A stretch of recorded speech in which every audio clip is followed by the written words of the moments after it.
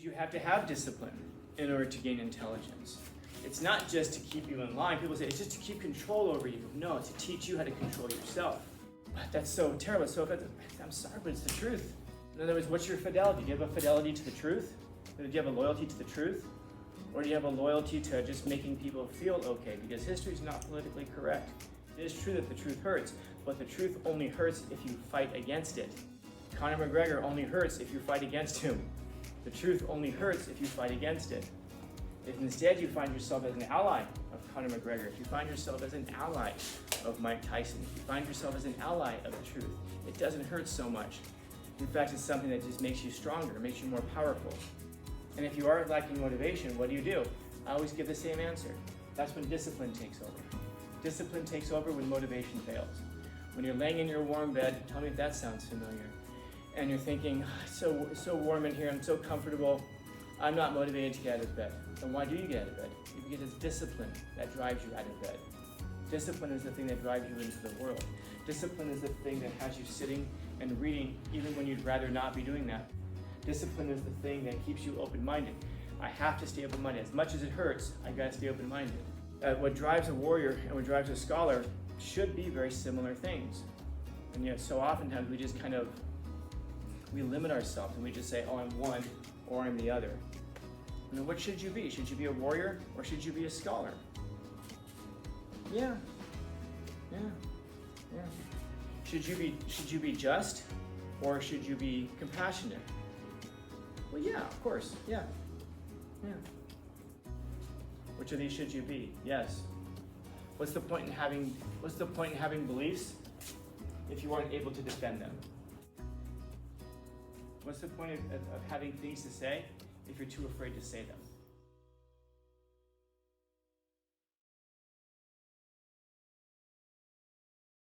If you think of Einstein, for example, as a scholar, it takes some courage to do what he did because he's doing theoretical work. When you're doing theoretical work, you don't know if there's a solution or not. You're pouring your whole life into trying to find some solution to a mathematical problem that you aren't guaranteed that there's an answer to it. When you think about how Einstein comes up with the theory of relativity, there are literally hundreds of theoretical physicists around the world whose names we do not know because they were pursuing different avenues with the same kind of idea. Einstein just gets there first. He figures it out first.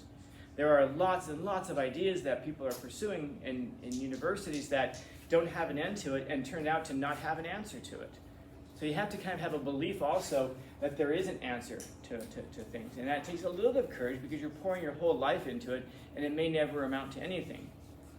But what he's getting at here is that, yeah, you need to have intelligence and discipline and knowledge and beliefs. And by the way, discipline is how you get knowledge. Discipline is how you get knowledge.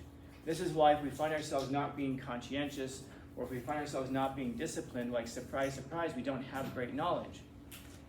I'm going to offend some people with this, but understand what I mean when I say this. You do not find scholars over in the Learning Center. And I know people will say, oh, that's not true. My cousin, he's really smart. Or my friend, she's really smart. She's just what? Not disciplined? Just doesn't like going to school. Anybody like waking up every single morning for 12 years straight and going to classes and following bell schedules and being put in rows? Anybody enjoy doing all that? Anybody like the rigor and discipline of school? No, but so why do we do it? Because you have to have discipline in order to gain intelligence. It's not just to keep you in line. People say it's just to keep control over you. No, it's to teach you how to control yourself. It's to teach you how to control yourself. Why do I talk to you guys for as long as I do? Why do I watch the timer on the camera? To make sure that I talk to you for at least a certain amount of time, but then try not to go over another level of time. Because this is how it is that you come across ideas. If you can't sit and engage an idea, and I mean like sit, literally sit, and hear someone talk, how can you possibly ever come across great ideas? Well, I can watch a YouTube video. What's the difference? Well, a YouTube video is entertaining. How? You mean there's graphics and things going off and distractions constantly in the video that distract you from what's actually being said? Yeah, then you're lacking discipline and you're not really picking up all of what you could pick up. You're picking up more, of course, because you get entertained for a quick second and then your attention goes back to what's being said. But you can't, where do great ideas come from? They come from minds and then they get transmitted through books. Does anybody really, I know, I didn't ask this question, even though I know the answer to this one. Anybody in here really enjoy reading? And that was the answer I knew. I see you reading in here sometimes. And when you get free time, what do? Do you go and do something that entertains you? Or are you entertained by ideas? If you're entertained by ideas, I'm going to guess that you were probably brought up that way. There's probably readers in your family, and if not, there's probably not a lot of books around your house, because that's how we develop those personality traits, by the things that we see our parents doing, by the things that we see our families doing, the things that are in our environment. For some reason that offends people when we say that. Like, that's not controversial at all. People in the Learning Center are not there because they performed exceedingly well on some standardized test and they were identified as being the top 1% of IQ in the country. By the way, they're not even necessarily there because they're stupid. I'm not saying that either. What I am saying is that these are, generally speaking, I understand their situations. And by the way, the reason the Learning Center was developed was not for what it's being used for now. It was developed initially because there were students who had families that they had to get jobs to help support. It was specifically for that. It was for students who simply could not, going to school Monday through Friday, 8 hours a day, all that was an economic burden on the family. That's why the Learning Center was even invented in the first place. Now it's just like, oh, you don't want to go to class, or you're failing because you don't want to, or you're falling asleep in class. Well, then let's just put you over there. So we encourage the lack of discipline. Well, if you can't discipline yourself to do it, well, then we'll make it easier for you, and we'll just give you book work to do. I get the same diploma? Yeah, kind of. But yeah, in essence, yeah. But my cousin was really smart. Maybe. Anybody know who Chris Leahy is? You never heard of Chris Leahy? Wow. Is he a basketball player? No, far from it. He's the person living right now who, one or two anyway, with the highest highest recorded IQ. It amazes me you've never heard of this guy, because again, his IQ is over 200. Average IQ is 100. Albert Einstein, Stephen Hawking, their IQs were 160. Chris Leahy's 200, and you've never heard of him. Why?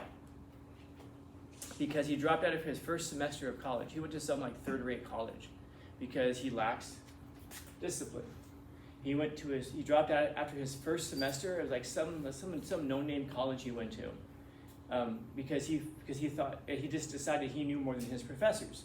So he dropped out of college, and since doing that, he's worked as a ranch hand. He's worked as a bouncer. He worked as a bartender for a little while, and right now he works as a ranch hand over somewhere in New England. And he says that he's working on trying to solve the mind-body problem, which, by the way, is really complex stuff. But the idea is that there's two parts of us. Long story. But why have you never heard of this guy? Because he completely lacks discipline. This is the guy, when you look at his life, the guy's life is just chaos. He has no discipline. In his early years, he just decided, I know more than everybody else. He didn't. He has more intelligence than most people, but he doesn't have more knowledge. Knowledge is something that you get when you learn. It isn't like a natural thing that you just have. You don't pop out of the womb just, I know the E equals MC squared. Wow, this kid's brilliant. Now you have to learn a bunch of stuff, and then you can apply the things that you've learned. You can't be a good warrior unless you learn weapons proficiency. No matter how much endurance you have, no matter how much strength you have, no matter how much courage or determination you have, if you don't have weapons proficiency, if you don't have the ability to use your tools, then you're going to be an ineffective warrior. No matter how smart you are, you're going to be an ineffective thinker unless you have knowledge. Because knowledge is the stuff that you apply now to come up with ideas, to come up with inventions, to figure out how to make money. You have to know how things operate before you, and then you funnel it through. That's why I said intelligence, discipline, knowledge, that's what develops your belief systems. If you have belief systems without knowledge, without discipline, and without intelligence, all you have is propaganda. All you have is indoctrination. You'll only come to these things, strong beliefs, by being open-minded and having the courage to figure out where do these ideas lead. One of the hardest things about being a scholar is that you have to be open-minded and have the courage to pursue and say, you know what, I don't know where this line of thinking is going to take me, but no matter where it takes me, I'm going to get there. I'm going to accept what I come up with. I'm not going to begin with my conclusions in mind and reason backwards. I'm going to reason forward and see where it leads me. And sometimes where these ideas lead you to are really uncomfortable places. It leads you to an understanding and having to say things like, you don't end up in the learning center because of a high IQ. But that's so terrible. So I'm sorry, but it's the truth. In other words, what's your fidelity? Do you have a fidelity to the truth? Do you have a loyalty to the truth? Or do you have a loyalty to just making people feel okay? Because history is not politically correct. And it is true that the truth hurts, but the truth only hurts if you fight against it. Conor McGregor only hurts if you fight against him. The truth only hurts if you fight against it. If instead you find yourself as an ally of Conor McGregor, if you find yourself as an ally of Mike Tyson, if you find yourself as an ally of the truth, it doesn't hurt so much. In fact, it's something that just makes you stronger, makes you more powerful. It makes you more effective at being a scholar. But the point there that Thucydides is driving at is that these same characteristics that it takes to be a strong warrior are the same things it takes us to be a scholar. To be a great warrior, you need to have intelligence. You have to be able to read the battlefield. You have to be able to figure things out. You have to be able to strategize. To be a great warrior, you have to have discipline. It's just like I ask you, is anybody really excited Monday through Friday for 12 years, 8 hours a day? Anybody super excited about doing that every day? Anybody super excited about waking up every morning at 5 a.m. to go on your warm-up run for the day? No, it takes discipline, because someone was asking me recently, bless you, somebody was asking me recently, what do you do when you're completely lacking motivation? I wonder if anybody in here completely lacks motivation for things. And if you are lacking motivation, what do? I always give the same answer. That's when discipline takes over. Discipline takes over when motivation fails. When you're laying in your warm bed, tell me if that sounds familiar, and you're thinking, it's so warm in here, I'm so comfortable, I'm not motivated to get out of bed. Then why do you get out of bed? Because it's discipline that drives you out of bed. Discipline is the thing that drives you into the world. Discipline is the thing that has you sitting and reading even when you'd rather not be doing that, because it's just it's not physically exciting to do. Discipline is the thing that keeps you open-minded. I have to stay open-minded. As much as it hurts, I gotta stay open-minded. Discipline is the thing that has you practicing with your weapons so that you get really proficient at them. It's the thing that helps you develop your endurance and your strength and your courage. So when motivation fails, discipline is the thing that takes over on both sides. So you're going to find that the two things are, that what drives a warrior and what drives a scholar should be very similar things. And yet so oftentimes we just we limit ourselves and we just say, oh, I'm one or I'm the other. And what should you be? Should you be a warrior or should you be a scholar? Yeah. Should you be just or should you be compassionate? Well, yeah, of course, yeah. And we create these false dichotomies as though we don't have to be both. Should you, if you're an artist, should you be an artist or should you be an athlete? Yeah, if you're both, yeah. You don't have to make those decisions to be one thing or the other, because you're going to find over and over and over again that the skill sets that make you proficient in one area are probably going to make you proficient in all areas. Does it matter if you go to college? Probably not as much as you think. Depending on what you want to do with your life. If you want to be a doctor, yeah, going to college matters, because you have to get a certificate, you have to get a degree, you have to get all of your credentials, so yeah, it matters. If you want to be a professor, probably, but by the way, not even necessarily. Go run a business, be very successful at it, and then go teach business at a university. They'll let you do it. If you want to be a literature professor, what you can do is study literature, and then study some more literature, and then start applying for jobs and hopefully find a job, although they're incredibly difficult to find as a professor of literature. Or you can write a book, become very successful with it, and then offer to teach at a university, and they'll say, okay, absolutely. So there's multiple paths to these places. But the skills that will make you successful in college are going to be the exact same skills that are going to make you successful in the real world. No doubt. We skipped an article this year, but there's an article about that I typically do, but we didn't do it this year. So if you find yourself thinking like, oh, I don't have the skill set for college, Do you have discipline? If you have discipline, then you do have the skill set for college. That doesn't mean you should go. If you don't want to go, you don't want to go. Intelligence. I don't know, real world or college? Yes.